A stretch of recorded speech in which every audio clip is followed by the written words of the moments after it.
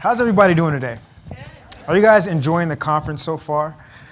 I certainly am. It seems like there's so many different sessions that are going on. You can't spend enough time writing all the notes and remembering everything. So a piece of advice that I always give event attendees is just to make sure that you walk away with a few key ideas that you're able to implement when you go back to work on Monday. So just to let you know a little bit more about myself, as he mentioned, my name is Junte Delane. It's a very unusual name, but it's great as a marketer because you type in the first 5 letters and guess who pops up, right? So if you guys don't know much about me, I'll give you a quick story. I actually started my marketing career as a college DJ at UC Berkeley, and I essentially helped local artists and bands to promote their music and build a fan base. And then I went from music to products and services. I also caught a startup bug. There was a guy on the East Coast who was building a social network that only focused on college students. I mean, that was cool and all, right? But I felt like a social network focusing on entertainment was much better. But we see actually where both of us are now. If that's over anyone's head, it's obviously Mark Zuckerberg. And so I essentially call myself a digital branding evangelist because I love to tell people and organizations about how digital branding can help to convert their target audience. And so I've spent years working with high-profile brands, NBC, Universal, Paramount Pictures, Verizon, Coca-Cola, Sony, just to name a few. Today, I am the chief strategist of Digital Delane, which is an agency that helps to build digital brands. And essentially, we do that by digital marketing, social media management, web development, and creative services. And I also am the founder of digitalbrandinginstitute.com. We provide insights and education on all things digital branding. And so I'm not saying all of this to promote my services, but I want to give you an idea of my credibility within the digital branding space. And so I've worked with many individuals and organizations, entrepreneurs, small businesses, high-profile individuals, and so on. And so what I want to do today is give you an insight into the tactics that I've used to help them create content and build their digital brand. All right? So here's what you're going to learn. I want to preface this by saying sometimes I can hop on my soapbox, and hopefully you guys are patient with me, but I have many different opinions and viewpoints about marketing in general, so hopefully that'll help you guys. But first and foremost, I want to make sure that you guys understand today's consumer behaviors. And in particular, there are 3 very significant events that happened within the last decade that really have shaped consumer behaviors. And then I want to talk about how that consumer behavior is shaping the content that we as marketers are developing, and how that content can be used to develop a great digital brand. Because ultimately, you can't have a great digital brand without great content, right? So I also want to talk about 3 ways to optimize your content for search visibility, for engagements, and so on. All right, so as I mentioned earlier, there are 3 very, very significant events that have taken place that has shaped the consumer behavior. And when understanding your consumer behavior, you obviously want to see the type of content that your target audience wants. What's their pain points? What keeps them up at night? So on and so forth. And then, of course, to create content to alleviate some of those challenges. Now, the first event is the Occupy Wall Street movement. I know you guys are familiar with this. This happened about 10 years ago with the financial crisis and the meltdown of the housing industry and the financial industry. And basically, people were upset. They felt like the unethical business practices for these particular industries are keeping families out on the street. And they protested, right? But what happens here is, even though this only happened with the financial and housing sector, it's affected businesses across all sectors.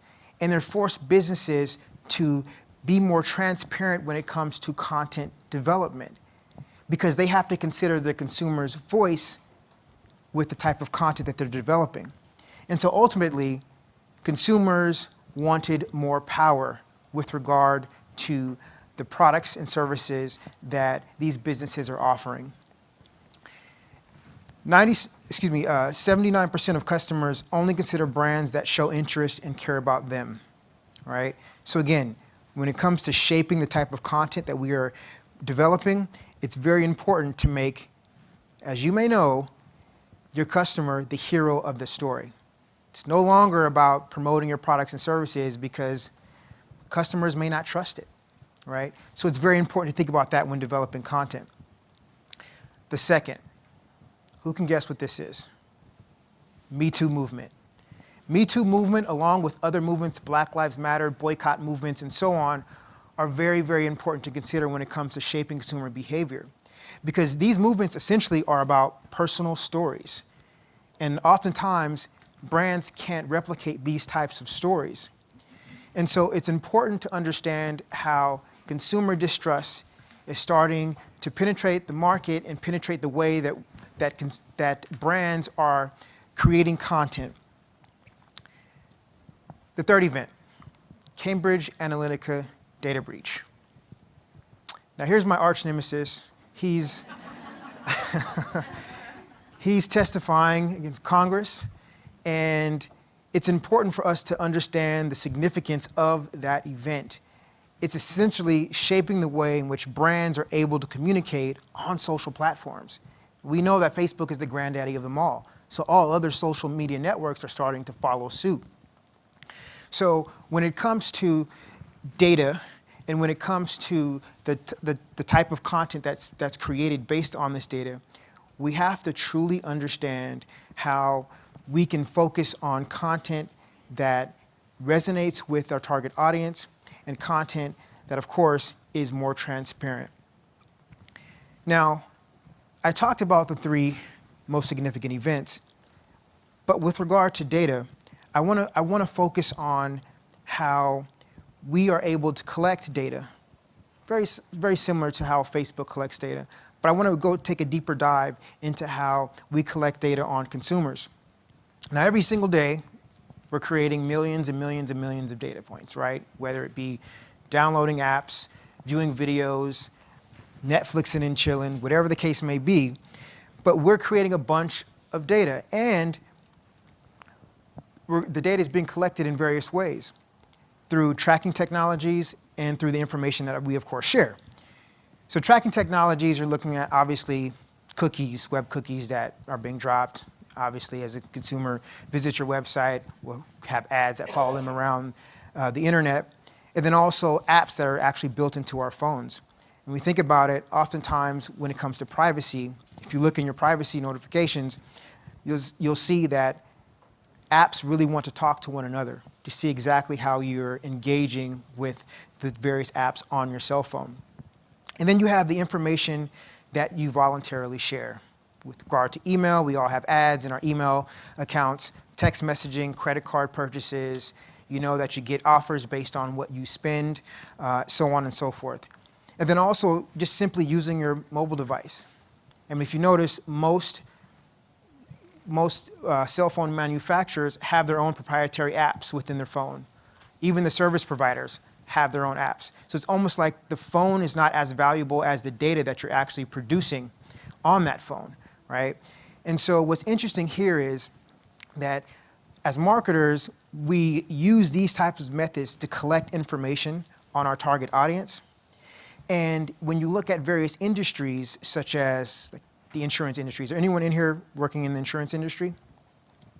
What's interesting, because I think I read a story that said that some insurance companies actually look at the social media activity of people before deciding to carry them on a plan, right?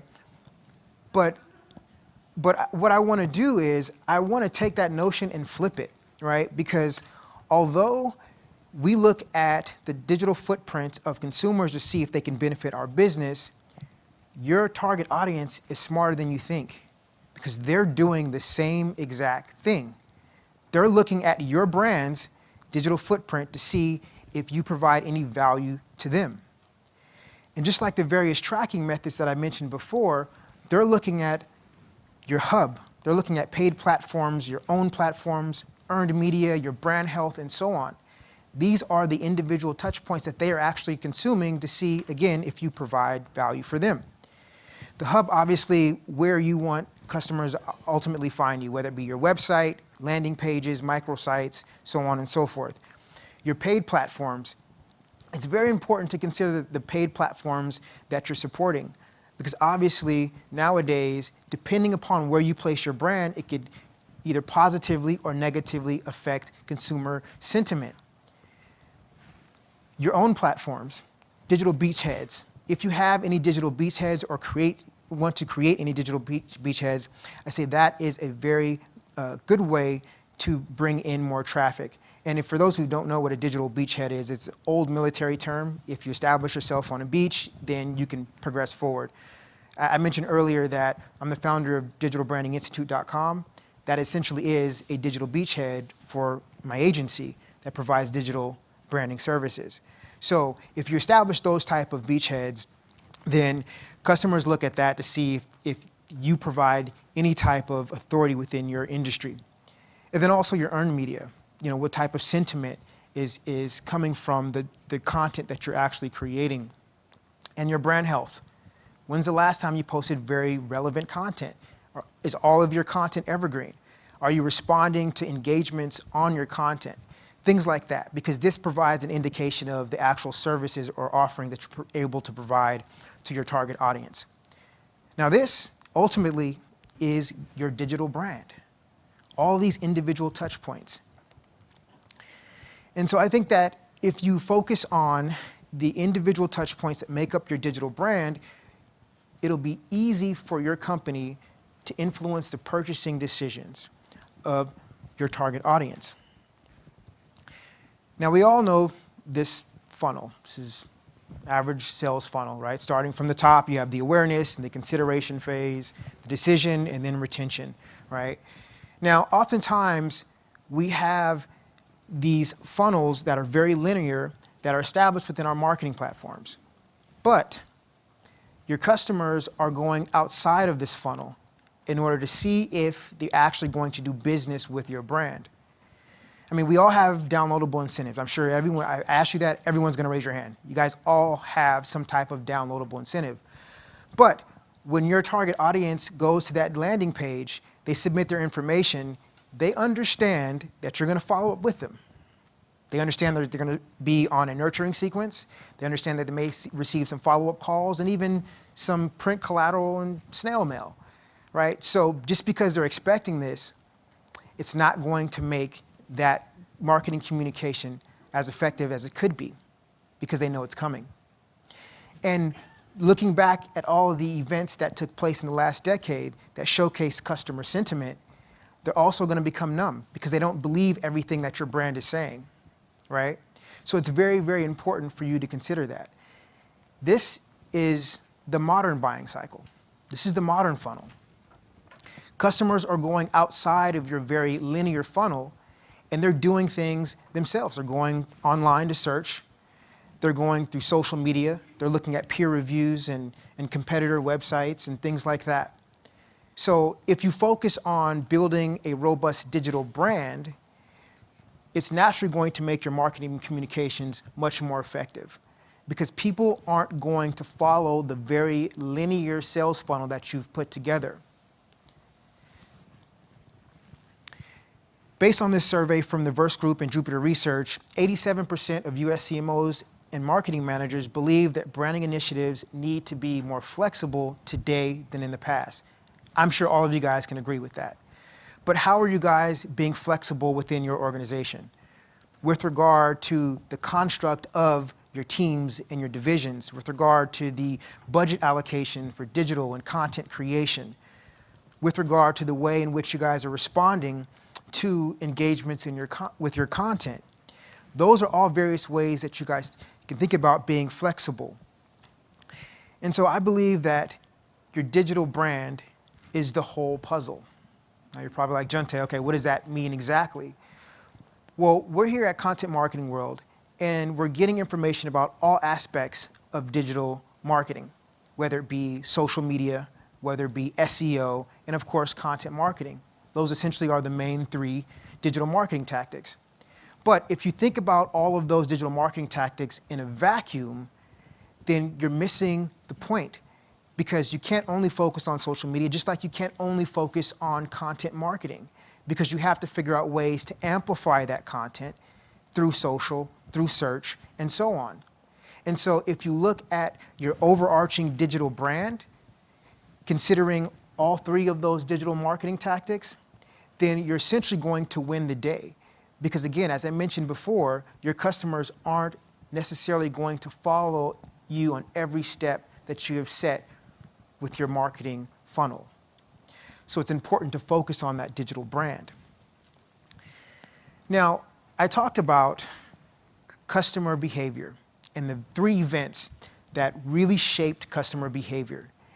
And it really boils down to the distrust that many consumers have with organizations and have with large brands. And that's why brands want to position themselves as more human-like and small and create a brand voice that speaks to each of their target audience from a human-to-human perspective. And so as you look at your digital brand and you want to figure out ways that you can create content to build and fuel that digital brand, I have 3 suggestions that will allow you to optimize your content. Optimization tip number 1, use data to create content. Now, I talked about data earlier on, so you're probably like, wait, I thought data was kind of a bad thing from what you were saying. I'm not saying that, but what I'm saying is use the data that your target audience is giving you, not that we're covertly extracting from the profiles of our target audience. And so that data looks like the emails that your target audience is sending you, the social media chatter, things that they are doing to showcase their problems, their challenges, what's keeping them up at night, using that data to create content. Oftentimes as marketers, we create content for content's sake. And let's be honest here, we have a lot on our plate. We have different initiatives that we're trying to launch. We have different campaigns, and we're trying to figure out the type of content that we should develop in order to push those initiatives.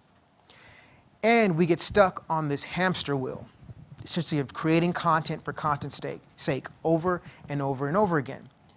So I want to talk about how you're able to create effective content and really measure that the effectiveness of that content. Based on this top-rank research, 65% of marketers aren't able to determine what content is and is not effective. I mean, are we really able to nail down a specific ROI for our content? Who has, by a show of hands? We need to talk afterwards, because maybe I can put that in the next presentation as some case study examples.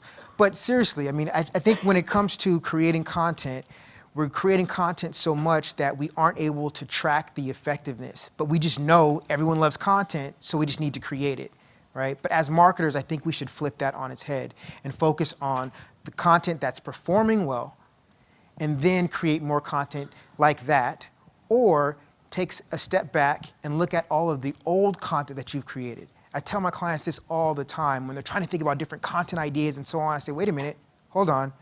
What content performed well before? And why do you think it performed well? Yeah, but you know, that's old content and so on and so forth. We want to try something new. Like, that's cool, but if you have a budget to try something new, how about you take that budget and then amplify your pre-existing content that worked well for you? And high-performing content doesn't mean all the time, it doesn't mean views or engagements, but focus on conversions. Right? What pieces of content actually converted your target audience? Because it may not have received a bunch of views. It may not have received a bunch of engagements, but for somehow it converted. And so if you look at those metrics and put resources behind those particular metrics, you're going to win. Now, I may not have told you this, but I also wear many different hats, and I'm the Senior Digital Brand Manager for the University of Southern California, the USC. The USC. I'm going to hop on my soapbox. So we're having a really good week. So we have a true freshman that's starting at quarterback, and we also have a first-round draft pick, Sam Darnold, who's starting for the New York Jets. So fight on. But one thing about USC that's very unique is we offer a customer service on our Twitter handles. And so we essentially look at all of the data that's coming in through Twitter, for example. And here are some actual data points that came in. These are questions that are asked through Twitter. And so we look at the reoccurring keywords and themes of the questions that come in. And essentially, what that helps us do is to create great content. Because if you're stuck and you're trying to think about content that you should be creating, always tap back in to your target audience. What are they saying? What are the keywords and the themes that come up in those conversations? Essentially, what you're doing is you're creating content that fills gaps. Creating content that fills gaps. It's very important because ultimately, you're going to have content that you put on your website, content that you have in your email newsletters, and so on. But you still get questions, right? So either one, people aren't reading the content, people aren't, it isn't resonating with them, so they want specific content that addresses their needs. And one of the ways to do that is to identify those gaps in communication and simply fill it with valuable content. Optimization tip number 2 is to showcase your personality. And this is very important because I consider your personality the window to the soul of your brand, right? It really lets your target audience know who you are. And you'll notice having the right brand voice is going to gain traction with your target audience.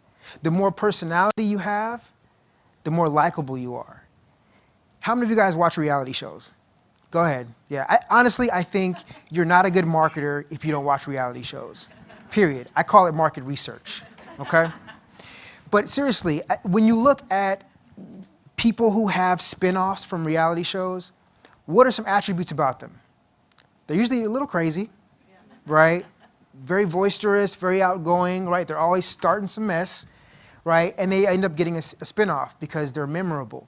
And I'm not saying that your brand has to take the traits of a reality show star, but that's a good example as far as how personality is going to excel your brand. And so when you think about a personality of your brand, you want to make sure that you are transparent. That's really where it all starts. You know, if you have faults in your process, in your product, or in your offering, put it out there. Be human. People want to hear that. Again, going back to the very significant events that happened within the last decade, consumers want brands to be transparent. They felt let down.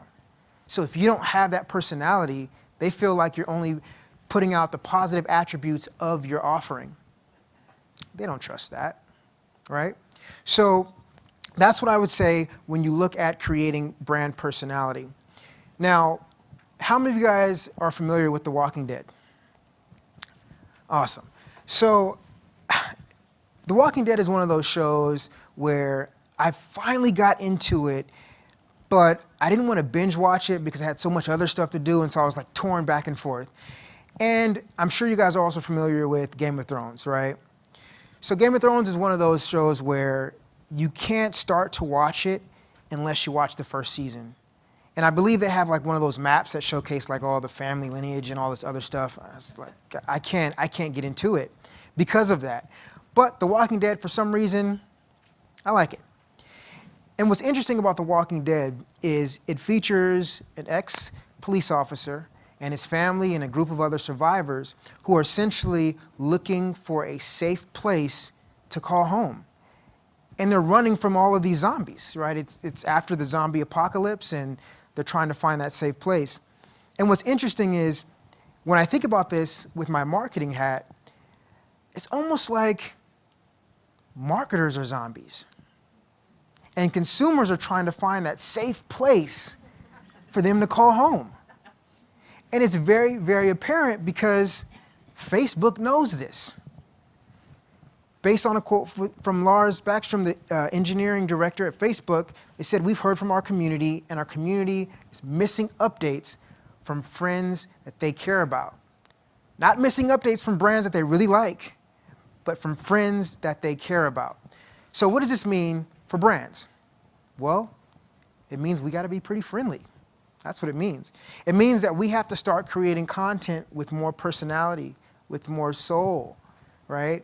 Because all of the brands started to take over the timelines of Facebook. And this is what I call the brand apocalypse. And the brand apocalypse is exactly that. I mean, it's when brands are starting to overrun the timelines of users on social media profiles, and my arch nemesis, Mark Zuckerberg, has decided to stop everything and split that news feed. He's trying to make social more social. And so it's not necessarily going to be a platform for brands. So what are you guys going to do about that? You guys may not have the same tools and resources as brands that we once had. So what are the steps that we're going to take in order to make sure that we are still able to engage with our target audience? Well, one of the ways is having personality.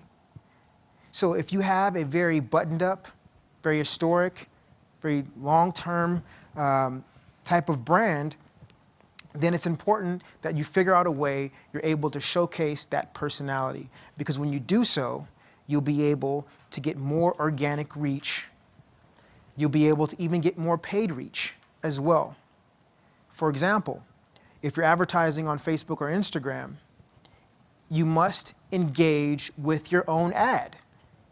People are going to have questions. People are going to like and comment. So you must engage and make sure that you are doing things as if a regular human would do them. So there's no more setting and forgetting it. If you do this, you're going to have more paid reach. Optimization tip number 2. Improve brand signals. So what exactly is a brand signal? Well, a brand signal is a factor that Google uses to rank content. And so one of the ways that you're able to improve these brand signals is by making sure that you have official verified profiles, by also making sure that you are listed in trade association directories and anything within your industry that identifies you as a particular resource. You also want to look at if you have obviously a physical brick and mortar that's established and online and you're set up with Google My Business. You also want to make sure that if you have employees, they put on their social media profiles that they actually work for your organization. All of these are brand signals that are going to help you rank higher. Now, why is this important today? Well, it's because of fake news. She's like, where am I going with this, right?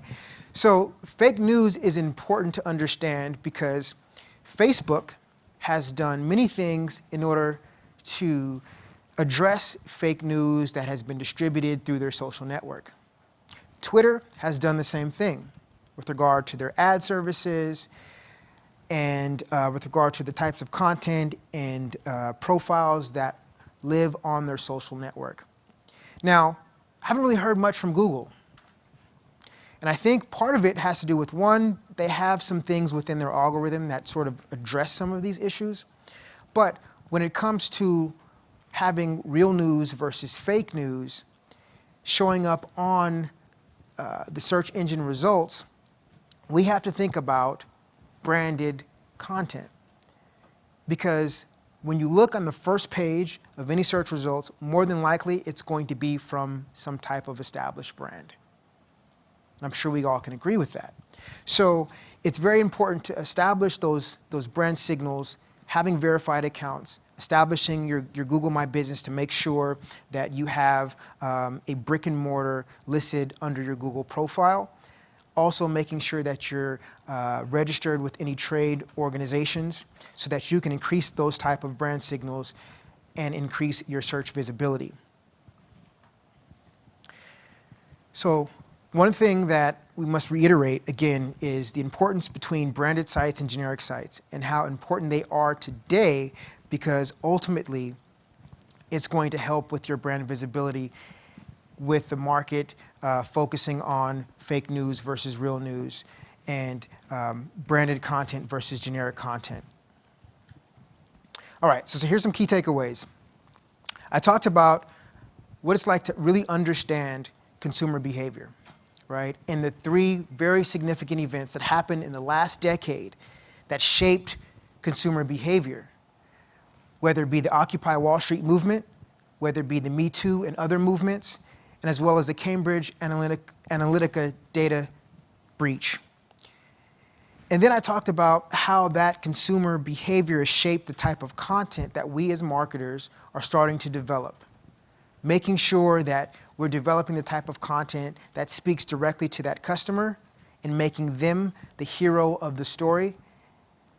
And then also, I gave you 3 tips on how to create and optimize content using data that your customers are giving to you.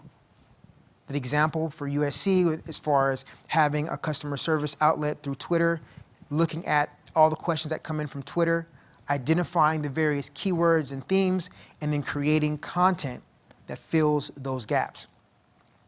And then I talked about optimizing your content by showcasing personality, doing as much as you can, no matter if your brand was established 100 years ago or 10 days ago. You have to establish that personality, because Mark Zuckerberg is going to split the news feed and have conversations from brands being one place and conversations from users, friends and family be in another. So we want to make sure that we're able to be human with our brand voice so that our content can be amplified.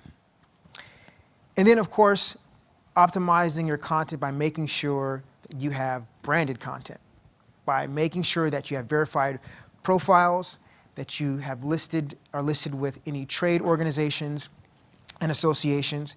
Also making sure that you have even offline marketing and advertising activities, because ultimately that shows up online. And at the end of the day, the type of search results that end up on the front page are going to be from branded content. So I'll leave you with this. More words from my arch nemesis. He says, I'm changing the goal that I gave our product team, focusing on helping you find relevant content to helping you have more meaningful social interactions. And if you know by now, the theme of this presentation is exactly that, those social interactions. So if you're looking to amplify your content, you have to make sure that you have that personality established. You also want to make sure that you're creating an experience. And so it's not all about content marketing, but it's all about content experience. It's very, very important. So if you want to amplify that content, if you want to get more brand visibility, you absolutely must focus on experience above all else. Thank you.